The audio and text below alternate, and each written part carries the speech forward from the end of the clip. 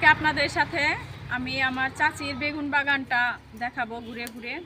এখানে আমার চাচা কোনো সার বেশি ইউজ করে না।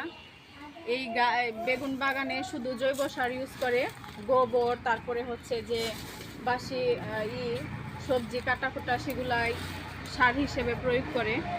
এই বেগুন বাগানটায় অনেক বেগুন হয়েছে, চলুন আপনাদেরকে দেখাই বেগুন।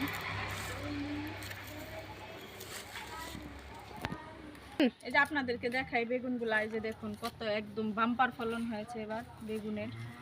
এই যে মাশাআল্লাহ, এই বেগুনগুলা খেতেও খুবই মজা, মানে রান্না করার সাথে সাথে এগুলো গলে যায়। এই যে দেখুন কত বেগুন হয়েছে। এই যে দেখুন এই বেগুনটা নষ্ট হয়ে গেছে, তো এটা তুলে ফেলতে হবে, না হলে আবার দেখা গেছে অন্য গাছগুলো আবার নষ্ট হয়ে যাবে।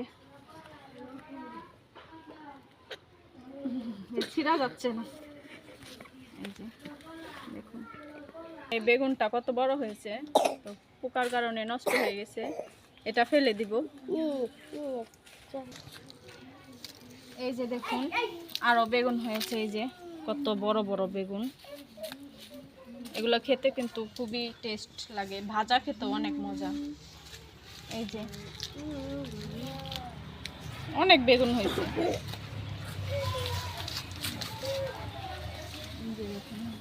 কামাল বেগুন এই বছর সবচেয়ে বেশি বেগুন হয়েছে, অনেক বেগুন। মরিচের চারাও লাগানো হয়েছে, কিছুদিন পর থেকেই দেখবেন মরিচ ধরা শুরু হয়ে গেছে। মাশাআল্লাহ, অনেক মরিচের গাছ আছে এখান দিয়ে।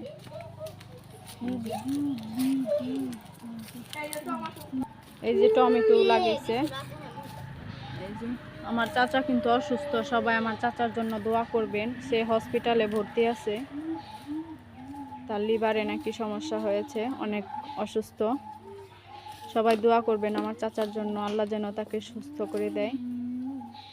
খুবই ভালো মানুষ সে। এই বাগানটা আমার চাচা নিজে হাতে করেছে। সারা বছর এখানে যখন যে সবজিগুলো হয় সেই সময় সেই সবজিগুলাই চাষ করে এই জায়গাটুকুতে।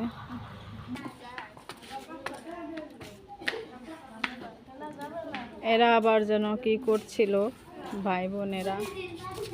হীরামণি আবার মাটি দিয়ে কি যেন খেলাধুলা করছে এখানে। ও কিন্তু স্টুডেন্ট, খুবই ভালো মাশাআল্লাহ, অনেক লেখাপড়া করে এই বয়সেই।